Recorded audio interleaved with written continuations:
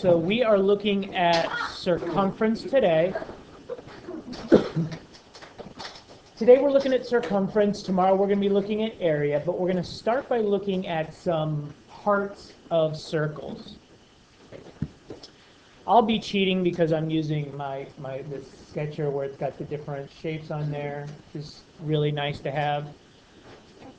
The first thing I want to do is draw a line from the center to the edge. The very center part of the circle is known as the center. So that point that's the same distance from every single point along the edge is the center of the circle. From the center to the edge is what's called the radius.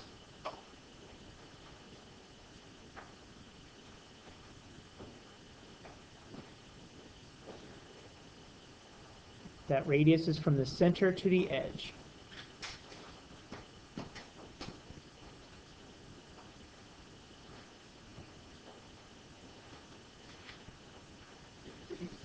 All the way across, from one edge to the other edge, cutting through the center, is the diameter.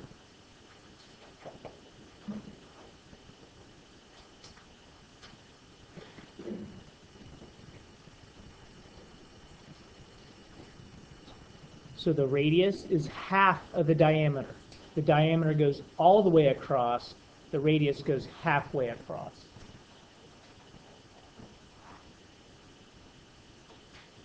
And all the way around, the perimeter of a circle is known as the circumference.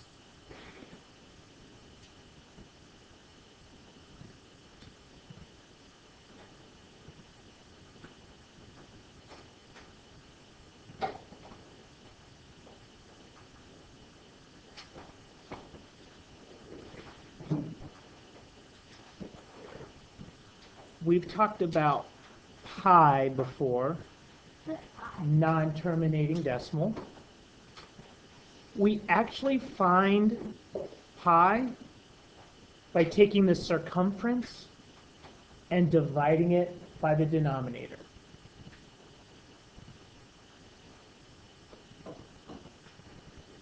So if we want to find pi, we could take our circumference, divide it by the denominator, and it'll give us that 3.14 going on forever. But most of the time, we're trying to find circumference. So to find the circumference, I have circumference divided by the diameter. So I have to get rid of divided by denominator. So I multiply both sides by the denominator.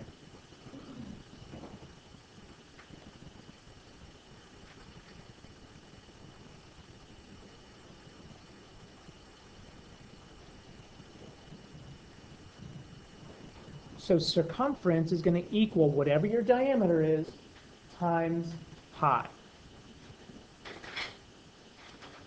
And the diameter is all the way across. But sometimes all we have is the radius. And the radius is just really half of the diameter. So if I had 2 of the radius, that would be the same as the diameter.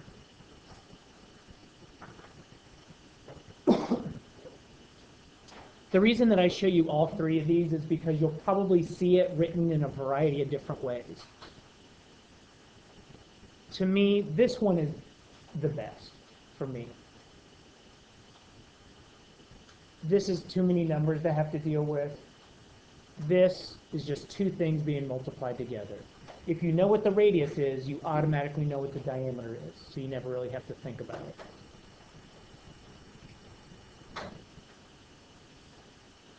But when we talk about pi, you're going to see that in a few different ways also.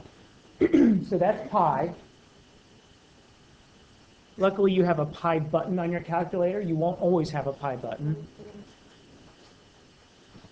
You'll also see pi like this, 22 over 7. That also represents pi. It's a non-terminating decimal. And the most common is 3.14. It's just rounded. Oftentimes in your book, it'll have you use this because there's no guarantee that your calculator has a pi button. So a lot of times they'll tell you to use this or this. Let's look at an example.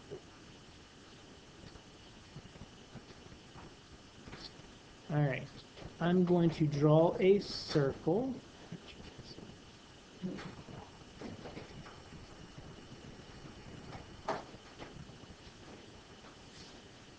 So there's a circle with a center,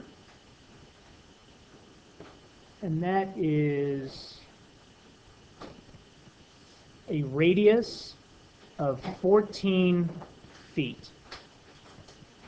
Notice it goes from the center to the edge. That means it is the radius. We're going to use 22/7 for pi. So I'm just telling you that that's what we're going to use so you don't have to guess. In order to find the circumference, I'm going to take the diameter times pi. The circumference is what I'm trying to find. The diameter is all the way across. If my radius is 14, what's my diameter going to be? Lacey? There you go. And I said use 22/7 as pi. So then in my calculator, what I'm going to do, I'm going to do 28 times 22 divided by 7. I just wrote 22 divided by 7 because that's our fraction. When I hit equals, it gives me 88. So the circumference is 88 feet.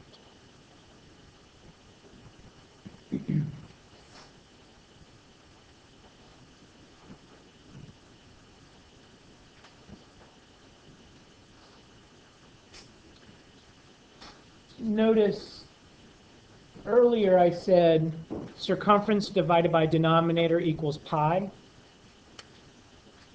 The circumference for this is 88 divided by the diameter, which is 28, which gives us pi. Let's look at a second example.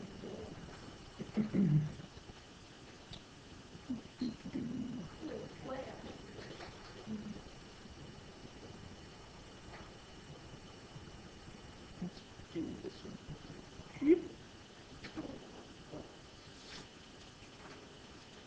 And let's make a diameter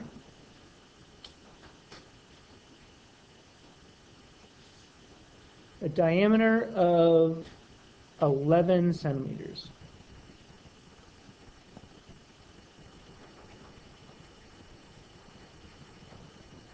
And this time use 3.14 for pi.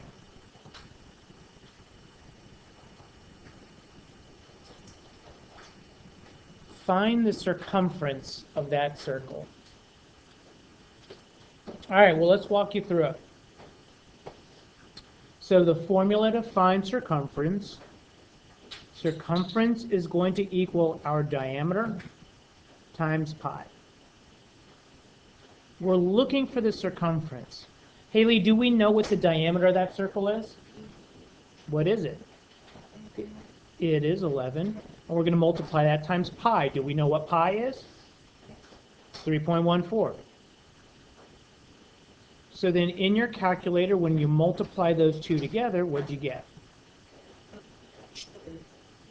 Hold on. You got this.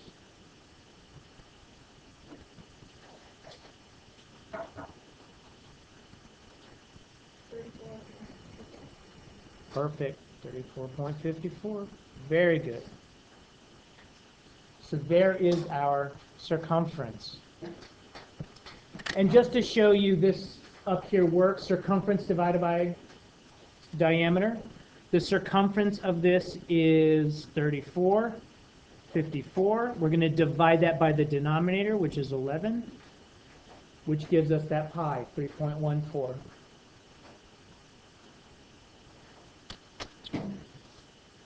All right, one more example. Let's make this one a little harder. Oh, you'll be all right.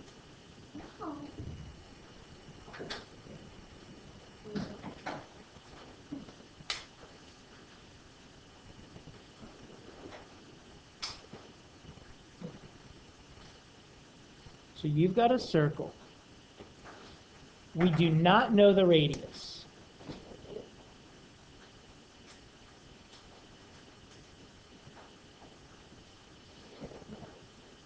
However, the circumference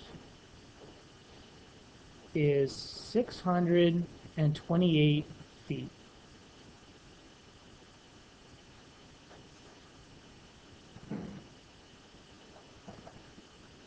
Use 3.14 for pi.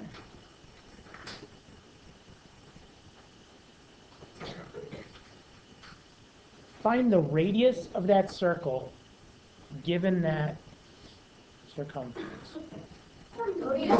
All right.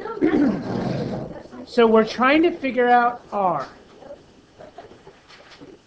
We're trying to figure out the radius of this circle. Now, when I was looking around, I saw that there were some people who weren't really sure where to start. What's a good place to just start? Taylor? Well, ho, you're way ahead. If I'm somebody and I don't know where to even start, like I don't know, like you're talking about dividing and stuff, I don't even know where the numbers go yet. Would you start with the original formula? So that's what I would do. I would start with our circumference equals the diameter times pi. Do we know what the circumference is? Yeah. Yeah, it tells us that right here. So our circumference is 628. The diameter across there is what we don't know. Do we know pi? Yeah, it tells us it's 3.14. Now, Taylor, we get to move on to that step. Now, what would you do here, Taylor?